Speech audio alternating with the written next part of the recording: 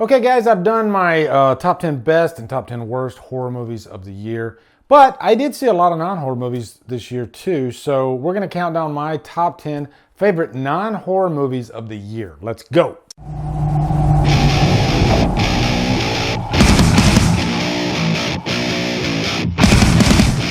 What's up guys? I'm recording this on Christmas Day. I hope you guys are having a great time with your families. By the time you see this, it'll probably be a week later. But just wanted you guys to know that. I saw quite a few movies this year, most of them horror, just because that's my genre that I love so much. But I did see quite a bit of non-horror movies this year. I'm not going to do a top 10 worst non-horror because there's just really not that many. I really avoid bad movies like the plague. So it's not even worth doing. I mean, you know what? As a bonus here, I can tell you what my worst non-horror movie of the year was. Just in case you're wondering, I'll tell you what it is. I'll go to my Letterboxd list. Make sure you follow me on Letterboxd, Drumdums, at Drumdums. That's so funny. I'm looking at the list. I literally forgot to mention Hocus Pocus 2 in my top 10 worst horror, because I guess that technically would be horror. So Hocus Pocus 2, just didn't like it. Didn't have the charm. It felt like something that they were trying to capitalize off of without putting any heart and soul in it.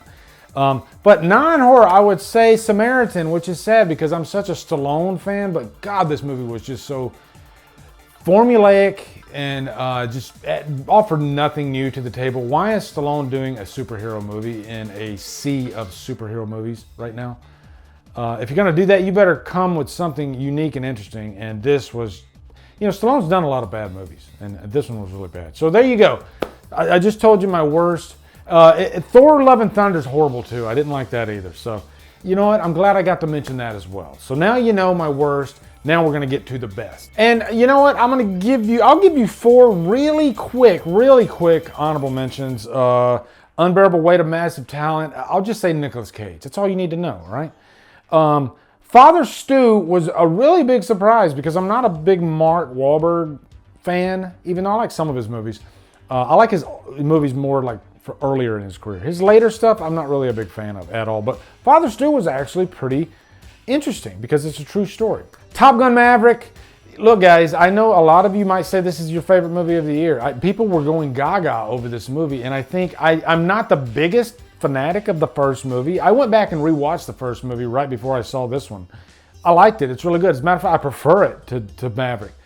I think the greatest thing about that movie is just the stunt work. You know, the scenes with the jets and all that, you know, in the final act. It's breathtaking. I think that's the biggest thing about the movie. But, you know, the whole love story with Tom Cruise and Jennifer Connelly in the movie didn't really do anything for me. It was okay. And then the last honorable mention is The Northmen. I wanted this movie to be a little bit better, but it's still really good. It is still really good. I enjoyed it. Alex Skarsgård really took this role seriously, got into incredible shape. And I think this is kind of this year's like Gladiator with a little bit of Vikings mixed in. And it is kind of a shame because Robert Eggers directed this, who did The Lighthouse and The Witch. And, you know, you can definitely see that talent, you know, in there with the direction. It gets a little bit too weird. But overall, it's still a really solid movie. I mean, it's on the best list. Okay, here we go. Number 10. And I'll say all 10 of these movies are really great. Okay, number 10 is Elvis. There's been so many biopics. Like right now, there's a Whitney Houston biopic that's out. And I think this whole train started with the Queen biopic, which I think is okay. Elvis was one of the best biopics I've seen in quite a long time. Because there's been quite a few Elvis biopics out there too. And this one kind of shows more of, you know, his career side of things. There is some personal stuff in there, but if you want more of that stuff, I would look at some of his other bios and especially his documentaries, because there's quite a few documentaries on Elvis too. But this one really focused on his relationship with Colonel Parker. Tom Hanks did a great job with that. Baz Luhrmann is the perfect director for an Elvis biopic just because of how glitzy and colorful it is. Covers his comeback, 68 comeback special, and his stint into Vegas, you know, and how Elvis really wanted to go overseas but he never really got to. But Austin Butler, I think he deserves to win. Either him or Brendan Fraser deserve to win Best Actor. Austin Butler's performance is amazing. Number 9, Doctor Strange in the Multiverse of Madness. Phase 4 is pretty rough. And I'd say the best 2 movies are Doctor Strange and the Spider-Man No Way Home. But I do like that Doctor Strange, you thought that movie was going to have, I guess, some big cameos, kind of like the Spider-Man movie did. But no, it does go into that multiverse, but it doesn't really do it for the sake of giving you cameos, from other properties. There is a really cool section in the movie that does have, I'll just say, a group that we haven't seen yet in the MCU. I don't want to spoil anything. But overall, I just loved the Sam Raimi of this movie. Every time you get a Sam Raimi movie, it's a Sam Raimi movie. It didn't feel like everything that we've been getting in the MCU. Even the comedy didn't feel like the kind of dry, boring MCU comedy.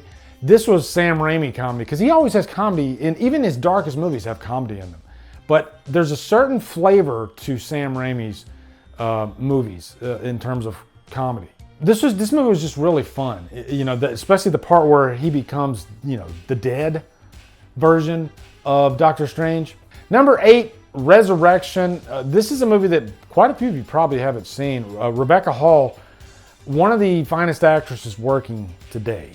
She's really making a mark for herself with a lot of the strategic choices that she's been doing. And Resurrection, boy, it will leave a part of your soul on the ground. It's pretty heavy. The movie's about abuse and an ex-boyfriend that enters her life, and it's really about control. But it goes in a different direction than you would expect, or it really just kind of tells the story in a different way than you would expect. There's always a unique angle, a unique twist on her movies. I think that's just the movies that she likes doing. They really get under your skin, and this one does. I could have put this in the horror list, but it's more of a thriller. There's not too many scary things in this movie, so I guess I could have, but I decided to put it here. But there is one scene where, the camera just stays on her for what feels like 5 minutes. And she just gives such a jaw-dropping performance, There's certain actors that you just want to watch their movies, like Daniel Day-Lewis, just for the performance. And Rebecca Hall is definitely one of those actresses. Number 7, Avatar: The Way of Water. It was pretty much exactly what I expected it to be. And I put it on here because just the visual experience. This is a visual feast. This movie feels like a ride. And it's a movie that you have to see in IMAX 3D. I almost think you're wasting your time, unless you really like the story, if you watch this movie at home. Unless you have one of those massive TVs and you have a 3D setup, which I do have a 3D TV over in the other room over there. And I would watch that, but I think the movie's too long, for sure. And the characters, I think, are kind of thin. It's the same type plot as the last movie, so I can't really give the movie too many kudos in terms of the story. And I see a lot of people online saying, people expect way too much of movies. Of course I expect a lot of movies. Why wouldn't I expect a lot of movies? I want movies to freaking knock my socks off. This one does knock my socks off visually. I will give it that. That's why I put it on this list. It was a cool experience to see, but I did almost fall asleep in the last hour of the movie. Story-wise, I did like the underwater type stuff, which that goes kind of more visually. But I like the story between one of the teenagers. I don't remember his name at all. That's a problem with this movie. And the whale. Okay, that's probably my favorite part of the movie. Number 6, She Said. This is a movie that I didn't expect to love that much, just because we all know the story of Harvey Weinstein. But this is really more about these two reporters trying to get people to step forward and give their story, and just seeing how hard that was, because you're putting your career on the line. It makes you appreciate that these actresses were strong enough to stand up and say enough is enough. And it did create a really great movement. Now, you can have a discussion about the Me Too movement and maybe the negative side of it, because there was definitely some negativity to it. People did use that hashtag in sort of a negative way, but we're not going to get into that discussion. But the movie itself, I thought, was very eye-opening and really well done. I really loved the main characters in this. And there's definitely some surprises along the way too, with some of the actresses that are actually in the movie. Number 5, Violent Night. I might have put this one on the horror, but I decided, I'll put it here because it's more of like a Die Hard type of movie. Of course, Die Hard's an action movie, right? It's not a horror movie. Same thing here. It's Die Hard, but it's Santa Claus doing the killing. It's like when they were having a meeting, hey, everybody calls Die Hard a Christmas movie. Let's give them that. Let's give them a Die Hard style Christmas movie. Let's have Santa Claus be the actual protagonist. He's just doing his thing, dropping off presents, and then here comes John Leguizamo, who was in Die Hard 2, trying to rob this house. And the hijinks ensue, and there's fun to be had, and there's like a Home Alone section, which I think is the best section of the movie. I'll say this right now, as far as theater experiences go, this is one of the best theater experiences I've had this year. The crowd was roaring. I mean, roaring during some of these scenes, and it was so damn fun. Number 4, Everything Everywhere All at Once. Wow. I mean, how do you even explain this movie? I guess at the heart of the movie is the heart. This movie has a lot of heart. It's a relationship with a mother and a daughter, but it's told in like an Asian cinema type of way. That's the best way I can put it. Just the direction is jaw-dropping. The fight choreography is insane. Kind of like Crouching Tiger, Hidden Dragon, even though this isn't necessarily that type of movie. It's like they took everything in the kitchen sink in terms of style and just threw it in this movie. Some of the sequences, I'm just scratching my head like, how in the hell did they do that? And I love when directors, they completely surprise you and they give you stuff that feels like that's not possible. That's what this movie does. But it also has a lot of heart to it. Like I said, I was just talking about Avatar and how that movie is like spectacle, but there's really not much in the way of characters. This one gives you the spectacle, but it also gives you amazing characters that you fall in love with. Jamie Lee Curtis does a great job in this, who's a pivotal part of the movie. I could talk about this movie all day. It was really fantastic, and I will, if I had to put money on it, I would say this movie might win Best Picture. Number 3, Bullet Train, and I was shocked coming out of Bullet Train. I was like, everybody's gonna love this. It did get some kind of bad reviews, and maybe it's not for everybody. I was definitely getting a Snatch, Guy Ritchie type of vibe in the best way. I don't think Guy Ritchie has hit it out of the park with every movie that he's done, but some of his movies like Lock, Stock, and Snatch are like some of my favorite crime like action films. This one was just so fun because of the characters and the setting. They're all on this train. And Brad Pitt always plays, you think he's going to play this complete badass type of character, but he always chooses to go the opposite direction and play kind of a buffoon who happens to somehow get it right eventually in the movie. He plays slapstick, and for lack of a better term, I think slapstick kind of fits, but he plays it to a T, but he somehow makes it to where you still kind of think he's awesome. It's kind of weird. But also, I think Brad Pitt is always propped up by really great character actors around him, He rarely ever does a movie where it's just him, carrying all the weight. He always has a really great, strong ensemble with him, and this has that. And there's so many hilarious moments in this. Number 2, The Whale. And I gotta say, I wanted Brendan Fraser to come back in a big way. And this was like the perfect role for him. Darren Aronofsky even stated that, he sat on this script for like 10 years because he just couldn't find the right actor. And then he stumbled upon Brendan Fraser and he thought, oh my God, like a light bulb went off. Like he would be perfect for this role, and he is.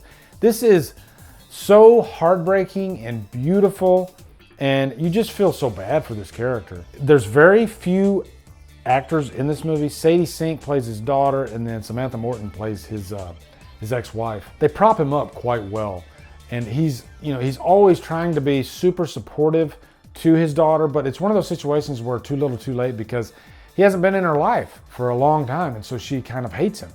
But you can see that there's something in there that she still loves about him, and I think Sadie Sink handles the role beautifully. But Brendan Fraser's performance It's just the biggest tearjerker of the year. I'll say the last scene, you pretty much had to pick me up off the floor after. And number one is the Batman. Glad to put this one on here. Matt Reeves really gave us one of the best Batman movies ever made. I don't think it's as good as The Dark Knight, but damn, it's close. And it's not anything like The Dark Knight. It feels like a graphic novel. It focuses on an early stage in Batman's life when he is a detective, you know? And this isn't a Batman movie that we've had fully yet. This movie nails it.